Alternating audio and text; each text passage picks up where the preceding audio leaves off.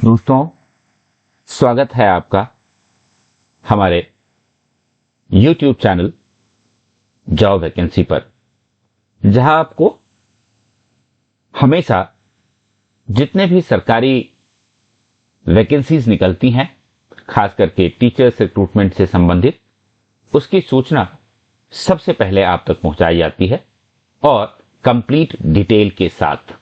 इसलिए यदि आप पहली बार इस चैनल पे आए हैं तो इस चैनल को सब्सक्राइब कर लीजिए और बेल बटन जरूर दबा दीजिए ताकि आगे आने वाली वीडियोस के आपको लगातार नोटिफिकेशंस मिलते रहेंगे।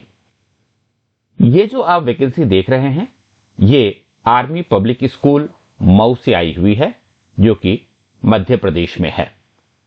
आर्मी पब्लिक स्कूल की खासियत ये होती है कि ये आर्मी पब्लिक वेलफेयर सोसाइटी के द्वारा संचालित होती हैं और इसमें वो सारी फैसिलिटीज आपको दी जाती हैं जो किसी भी गवर्नमेंट सेक्टर में एक टीचर्स के लिए देय होता है। इसका मतलब यह हुआ कि ये as good as government service होती हैं, जबकि नाम इनका आर्मी पब्लिक स्कूल होता है। क्योंकि ये आर्मी पब्लिक स्कूल सोसाइटी चलाती है, इसीलिए अपने टीचर्स को और अपने स्टाफ को हर तरह की फैसिलिटी ये देती हैं। तो आज आर्मी पब्लिक स्कूल मऊ में जो रिक्रूटमेंट है टीचिंग स्टाफ के लिए as well as non teaching staff के लिए, उसकी चर्चा हम लोग करेंगे। और मैं आपको बता दूं कि इससे संबंधित जितने भी डिटेल्स हैं वो हम एक से साथ डिस्कस तो जरूर ही करेंगे। साथ ही यदि आपको कोई डाउट हो तो निश्चित रूप से आप कमेंट बॉक्स में लिख दें और हम आपके सारे डाउट्स क्लियर करेंगे। तो ये देखिए, सबसे पहले हम शुरू करते हैं आज का अपना ये एडवर्टीजमेंट से शुरू करते हैं। सबसे पहले ये देखिए, ये जो आप देख रहे हैं ये आर्मी पब्लिक स्कूल मऊ और ये एडवर्टीजमेंट है। ये इसका एफिलिएशन नंबर है, ये टेलीफोन नंबर है। Recruitment of teaching and non teaching staff, PGT physics, PGT psychology, PGT political science, PGT English. खास बात यह है कि यहां पर सीएसबी स्कोर कार्ड रिक्वायर्ड नहीं है, यानी कि अगर आपने सीएसबी एग्जाम नहीं भी दिया है तब भी आप एलिजिबल होते हैं इस पोस्ट के लिए। टीजीटी की अगर हम बात करें तो TGT English, TGT Hindi, TGT math, TGT science, TGT social science, TGT Sanskrit, PET computer science, ये सारी वैकेंसीज अवेलेबल हैं। इसके साथ साथ काउंसिलर का पोस्ट अवेलेबल है, इसके लिए सीएसबी स्कोर कार्ड रिक्वायर्ड नहीं है। और इसके बाद पीआरटी की भी पोस्ट है। तो कहने का मतलब पीजीटी, टीजीटी और पीआरटी के प्रायः सभी सब्जेक्ट में वैकेंसीज हैं। ये देखिए, पीआरटी ऑल सब्जेक्ट में वैकेंसी है, आप देख सकते हैं। साथ ही कंप्यूटर साइंस और पीटीआई की भी वैकेंसी है।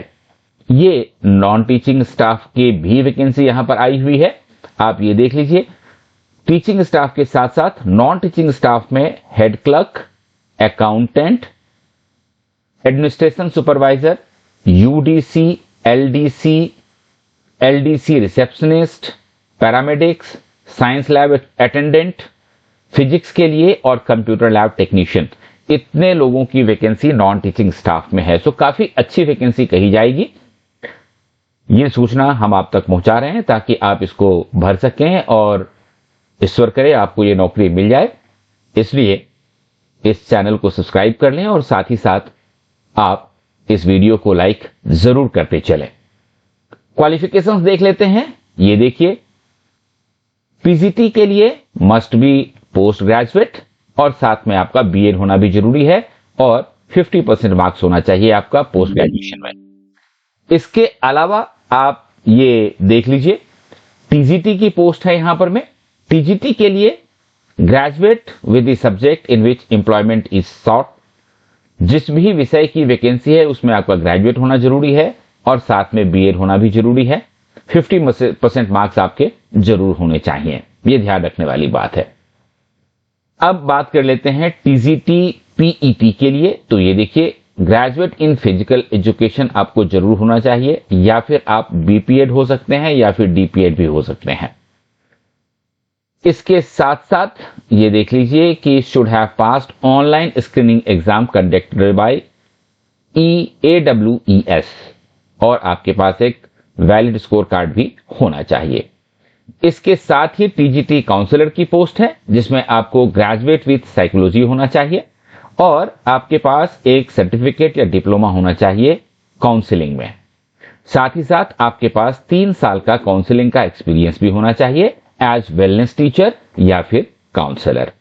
और इसके अलावा पीआरटी की पोस्ट है, ये देख लीजिए सभी सब्जेक्ट में, जिसमें कि graduate with 2 years diploma in elementary education, जिसको DEED कहते हैं, या फिर अगर आप बीएड हैं तब भी आप एलिजिबल हैं। 50% मार्क्स आपके पास होना चाहिए। और साथ साथ ये भी कि ग्रेजुएट होने के साथ साथ आपके पास बीएड या फिर डीएलएड या बीएलएड की डिग्री अवश्य हो। पीआरटी कंप्यूटर साइंस के लिए ये देखिए बीएड विथ बीसीए और ग्रेजुएशन इन कंप्यूटर साइंस होना चाहिए, या फिर आप बीई या बीटेक भी हो सकते हैं कंप्यूटर साइंस में या फिर आईटी में, या फिर आप ग्रेजुएट हो सकते हैं किसी भी विषय में, लेकिन आपने DOE-ACC से A लेवल का कोर्स जरूर किया हो। साथ ही आपने स्क्रीनिंग एग्जाम का पार्ट A जरूर पास किया हुआ हो। यहां पर मैं एक ध्यान देने योग्य बात यह है दोस्तों कि यहां पर CTET की चर्चा नहीं की जा रही है, तो CTET अगर आप नहीं भी हैं तब भी आप ये कर सकते हैं। अब बात करते हैं पीआरटी म्यूजिक की। ये देखिए graduate with music from a recognised university या फिर हायर सेकेंडरी या senior secondary with any of the following. ये जितने भी सब्जेक्ट्स यहां पर में लिखे हुए हैं, किसी भी एक में आप म्यूजिक में ग्रेजुएट इन या विथ हो सकते हैं। और इसके साथ साथ एक क्वालिफिकेशन ये लिखा हुआ, final examination of the Madhav संगीत महाविद्यालय। जो लोग म्यूजिक कर रहे हैं, जो ग्रेजुएट या पोस्ट ग्रेजुएट हैं, उन्हें इन सब चीज के बारे में जानकारी है, इसलिए इसको अच्छी तरह से देख ले। इसके बाद एक post PRT art and craft की है, जिसमें कि डिप्लोमा इन ड्राइंग या फिर पेंटिंग रेगुलर BFA या फिर MFA होना जरूरी है। इसके अलावा जो नॉन टीचिंग स्टाफ की बात कर रहे थे हम लोग, उसमें हेड क्लर्क का पोस्ट है। अगर आप एक्स सर्विसमैन हैं तो आपको प्रेफर किया जाएगा, और एज है 55 ईयर्स तक। ऑफिस मैनेजमेंट, अकाउंट हैंडलिंग में आपको प्रोफिशिएंसी होनी चाहिए। साथ ही साथ कंप्यूटर में आपको MS ऑफिस वगैरह का ज्ञान होना चाहिए। अगर आप अकाउंटेंट के लिए भरना चाहते हैं फॉर्म, तो फिर आपको कॉमर्स ग्रेजुएट होना चाहिए, और 15 years service as clerk in defence services अगर आपने किया है तो आपको प्रेफरेंस मिलेगा। इसके अलावा एडम सुपरवाइजर का पोस्ट है, जो कि आर्मी के रिटायर्ड JCO या फिर NCO के लिए है, तो ये अपना ध्यान रखिए। इसके अलावा UTC का पोस्ट है, जिसमें कि BCom होना चाहिए या फिर 15 years of service as clerk for serviceman होना चाहिए। तो BCom अगर आप हैं तो कोई भी इस पद के लिए एप्लीकेशन डाल सकता है। LDC के लिए आपको ग्रेजुएट होना चाहिए। अगर आप एक्स सर्विसमैन हैं तो फिर आप कम से कम 10 इयर्स सर्विस आपने आर्मी, नेवी, एयरफोर्स में किया हो तो आप इसके लिए एलिजिबल होते हैं। इसके अलावा रिसेप्शनिस्ट का पोस्ट है, जिसके लिए LDC के जैसा ही क्वालिफिकेशन है। आपकी कम्युनिकेशन स्किल बहुत अच्छी होनी चाहिए। पैरामेडिक का पोस्ट है, जिसमें कि 10+2 होना चाहिए और डिप्लोमा इन नर्सिंग होना चाहिए। इसके अलावा साइंस लैब अटेंडेंट की पोस्ट है, जिसके लिए आपको 10+2 with science and computer literate होना भी जरूरी है। इसके अलावा कंप्यूटर लैब टेक्नीशियन की पोस्ट है, जिसके लिए मिनिमम 10+2 होना जरूरी है। एज लिमिट देखिए, फ्रेश कैंडिडेट के लिए 40 साल से आपकी उम्र कम होनी चाहिए, और अगर आप एक्सपीरियंस कैंडिडेट हैं तो आपको 57 ईयर्स से आपकी उम्र कम होनी चाहिए। पे and allowances AWS rules and regulations के हिसाब से मिलेगा, जो कि पूरी तरह से गवर्नमेंट के रूल्स एंड रेगुलेशंस को फॉलो करते हैं। ये देखिए यहां पर मैं आपको ये वेबसाइट दिया हुआ है, जहां पर मैं आप एप्लीकेशन डाउनलोड कर सकते हैं। 100 रुपीज का फीस भी इन्होंने रखा हुआ है, जो आपको पे करना है, और यहाँ कोई रिटन टेस्ट नहीं है, सिर्फ आपका इंटरव्यू है जिससे सिलेक्शन होगा, और 28, 29 या 38 अप्रैल के आसपास आपका इंटरव्यू होगा। अब मैं आपको ये एप्लीकेशन फॉर्म भी दिखा देता हूं। साथ में दोस्तों ये भी इंपॉर्टेंट है कि आप लोग इसका पीडीएफ देखना चाहेंगे तो पीडीएफ देखने के लिए आप हमारा टेलीग्राम ग्रुप देख लीजिए और टेलीग्राम ग्रुप में शामिल हो जाइए, जिसका डिस्क्रिप्शन बॉक्स में सबसे ऊपर आपको लिंक मिल जाएगा और वहां आपको ये पीडीएफ आपको मिल जाएगा, जहां आप आराम से अपने समय में इसको पढ़ सकते हैं और सब चीजों को समझ सकते हैं। साथ ही ऑनलाइन एप्लीकेशन के लिए इसका जो लिंक है ये हम अपने डिस्क्रिप्शन बॉक्स में सबसे नीचे डाल देंगे, वहां से आप पढ़ सकते हैं। ये देखिए, army public school application form for teaching staff यहां लिखा हुआ है, और ये देखिए यहां पर मैं आपको एक अपना कलर्ड पासपोर्ट साइज फोटोग्राफ डालना है। एप्लीकेशन किस चीज के लिए पोस्ट कर रहे हैं ये डालना है। यहां आपको अपने डिटेल डालने हैं, name, son, daughter, wife of, date of birth, nationality, status, address, contact detail देना है। यहां पर मैं ऑक्यूपेशन का डिटेल भरना है। इसके अलावा यहां पर मैं आपको फैमिली डिटेल देनी है। एजुकेशनल रिकॉर्ड आपको यहां पर मैं भर देना है सारा।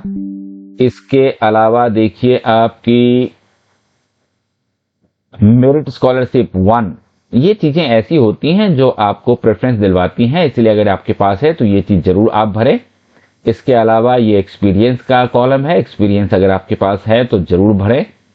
एप्टीट्यूड अगर आपके पास में है तो आप जरूर भरें जिस चीज की है। को करिकुलर एक्टिविटीज में या कंप्यूटर का नॉलेज यहां पर में आप भर दें। इस फॉर्म को अच्छी तरह देख लें, ये इसलिए इंपॉर्टेंट हो जाती हैं क्योंकि ये आपको प्रेफरेंस दिलवाती हैं दूसरे कैंडिडेट्स की तुलना में। तो ये एक बहुत अच्छी वैकेंसी है दोस्तों, आप इसको भरें और तैयारी करें इंटरव्यू की। All the best.